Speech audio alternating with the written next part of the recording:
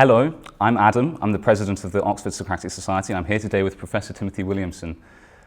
Tim is the Wickham Professor of Logic at Oxford University and an expert in our motion today. Our motion is epistemic justification external to the mind? So this is playing on a topic in epistemology called externalism. Tim, would you be able to tell us a bit about what externalism is and internalism as well? Yeah, so internalism, it comes in a whole lot of varieties in philosophy, but what it sort of means roughly is that where the real philosophical action is in whatever it is that we're interested in, is in your head. But I mean, two varieties of that. One is a kind of materialistic version where the idea is that the action is in your brain, and the other is a more mentalistic version where the idea is that the action is inside consciousness. It's just to do with the way things seem to you as a conscious being. And so, for example, if you're talking about internalism, about whether some belief is justified,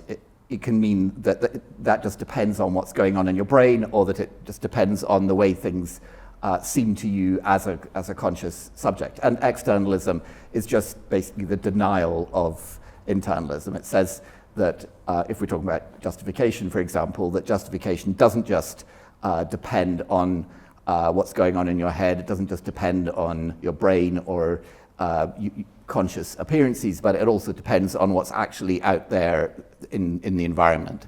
Mm-hmm. So you're a very well-known defender of externalism about justification in knowledge. So could you say a little bit about what you think motivates externalism, why you think that's true over and above internalism? Yeah, so I mean, the bigger picture, I think, is that the really central thing about mind, maybe from an evolutionary point of view, is that the point of having a mind is so that you can act in flexible ways that adjust to what's going on in your environment, which of course is changing all the time. So that in a way, that knowledge is central to mind, and knowledge, it doesn't just involve what's in your head, it involves the stuff out there that you know about. If we're talking about the reasons for being suspicious of internalism, I think one of them is that internalism, because it's just going on sort of to do with what's inside your head, it really makes something like justification a matter of internal coherence, that what's all the different bits inside fit together. It doesn't. It's nothing to do with fit with the environment, because for the internalist, what's actually out there in the environment is irrelevant, and so it tends to reduce justification to this kind of internal consistency and coherence. And the trouble with that is, if you consider someone like a consistent Nazi, I mean, it's difficult for anybody to be completely consistent, but in principle you could have a consistent Nazi whose beliefs all fit consistently with each other, and they might even fit with the way things seem to the consistent Nazi, because their beliefs sort of so imbue the way that they see the world that the way the world appears to them is, as it were, a kind of Nazi way. And so, in a case like that, the Nazis' beliefs are going to come out as fully justified by the internalist standard, because they all fit nicely together, and however horrible those beliefs are, and they might be beliefs about that, all the people that they should go out and kill, and so on, and it's the idea that these beliefs are justified to be outrageous, basically. Mm-hmm. And I think also, once you've said that the beliefs are justified, it's very difficult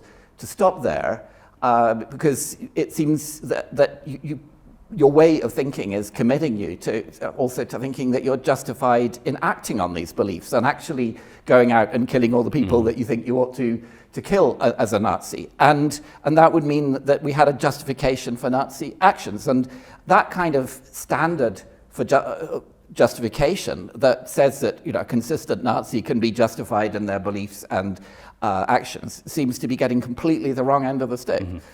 So it seems like if we were to reject externalism, then we're sort of severing our connection to the real world, Yes. which allows us to sort of be very making up our own mind about what's justified, right? Yeah, and that as long as we do it in a consistent way, according to the internalist standard, we'll be fully justified because there's no external standard to measure what we believe and do against. So, on the other hand, in favor of internalism, there's a common view that in order for us to be justified, we have to sort of know what's justifying our ideas. And the only things that we can know with a good degree of certainty are the things that are inside our minds, our mental states. So, for example, if we were to say there's a person who's in World War II and they see a Nazi parachuter coming down and they decide, I'm going to shoot that Nazi. If it's real, it seems like that's justified. If, on the other hand, it's just a hallucination, but it seems to be very completely identical in the person's mind, it seems like we should also say that that person was justified in shooting the Nazi if all their experiences were the same. So do you think this is at all convincing in favor of internalism, and if not, why not? Well, so I don't think it's convincing, and I think the reason is that actually this standard of the things that justify should be ones that you're basically omniscient about, that you know everything about them, is one that can't be met by either internal or external things. Mm-hmm. And so, if you just think about the problem of knowing your own mind, it's actually often quite difficult to know what's going on inside your own mind. It's difficult to judge how things even appear to you, because for example, I'm sitting in a room with lots of chairs, and it's pretty easy for me to know what chairs there are. But when I start thinking about, so how exactly do these chairs appear to me? It's quite difficult to judge. And I think one can turn that kind of hunch that even what you introspect is not something that you can know all about, that there can be our own conscious mind can be to some extent mysterious to us. It can actually be reinforced by more rigorous philosophical argument, to show that we often are just unable to judge. I mean, for example, it's often quite difficult to judge whether you really believe something or whether you're just kind of attracted to the idea but don't actually believe it. And other mental states are similar. So you might think that it's easy to know whether you're in pain, but people quite often get that wrong. I mean, some very self-pitying people, they have a bit of an itch and they regard that as a pain, and other very stoical people are in serious pain but are in denial about that and think they're not in pain. So there's really nothing that goes on inside that you can always know about. And and since the objection to the external stuff is you can't always know about it, that objection applies just as much to the internal, and so it doesn't really justify internalism at all because they can't meet their own standard. Mm-hmm. So just to go back to the case with the parachuter, would you say, I'm assuming you would say that the person who sees a hallucination, it's not real, they're not justified in the action they perform. Is that correct? Yeah, so then I think that you're only, let's take the belief that it's based on. So what the belief that there is a Nazi parachute shooter there. So you're only fully justified in a belief if it if it's actually knowledge, if you actually know that that's the case, and since there isn't this Nazi there, then you don't know that there is, and so there's something wrong with your belief. So the belief itself is not fully justified, but obviously it would be very harsh to blame the person, as assuming that the hallucination is not their own fault. It's not because of the drugs they've been taking or whatever.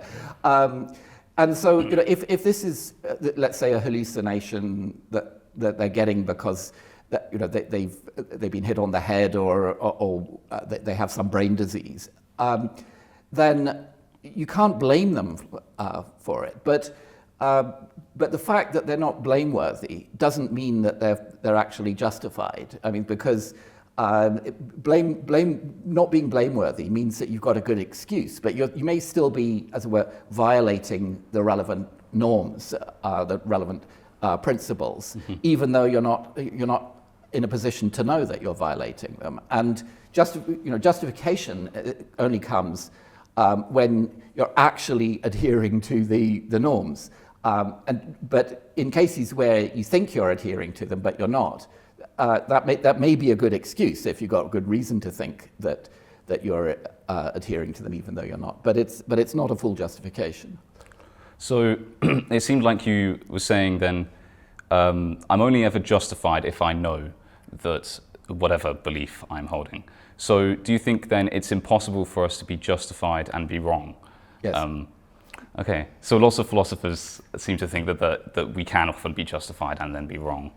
Is that misguided? So I think they're thinking of cases, where, which they're the analog of let's say cases where you promise somebody to do something, and then when it comes to it, you just can't for some practical reason, and or cases where you think that you're keeping your promise, but actually, let's say you're returning the money to the wrong person because somebody's in disguise or whatever, and those are cases where you have not kept your promise, and so you failed the standard. But I think the trouble is that philosophers they've had a kind of impoverished menu of options as to how to evaluate actions and beliefs, and so they haven't really separated the issue of justification from the issue of excusability, and so I think they can see that there's something okay in many of these cases about the person who's getting things wrong, because it's not really their fault, and so the only kind of normative term around for them to use to recognize that is justified. But I think what they're just failing they should be splitting those they things should up. be splitting these things and having a more nuanced way of classifying the status of actions and beliefs. Okay, and one final question, which I've just realized while we've been speaking. It seems to me that Gettier cases are a big problem for lots of theories of knowledge, but if you're supposing this theory of knowledge where we're only ever justified when we're correct, then that seems to eliminate Gettier cases completely.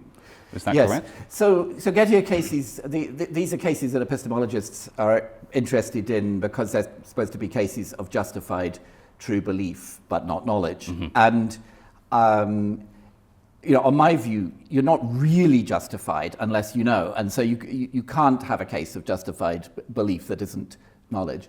But I think what's going on there is, obviously, the people who put forward this as an analysis of knowledge, they're thinking that justification doesn't imply truth. It doesn't need truth. And that's why they say justified true belief, because they think they have to add truth as an extra condition. And so they're using the term justified for some kind of weaker thing that in my view is more like excusability. And and so I think if you want to be charitable to them, you have to understand the word justified in this kind of weaker way that they're using it. But I think, and in that case, that there are Gettier cases that are justified in this weaker sense and are true beliefs, but are not knowledge. It's just that I think it's a kind of abuse of the word justified to call them justified, but it's one that in order to understand what's going on in that debate, you kind of have to go along with. Lovely. Thank you very much. Sure. Well, thank you. So we look forward to seeing you speak this evening at our debate, and thank you to everyone for watching, and look forward to seeing you in the next video.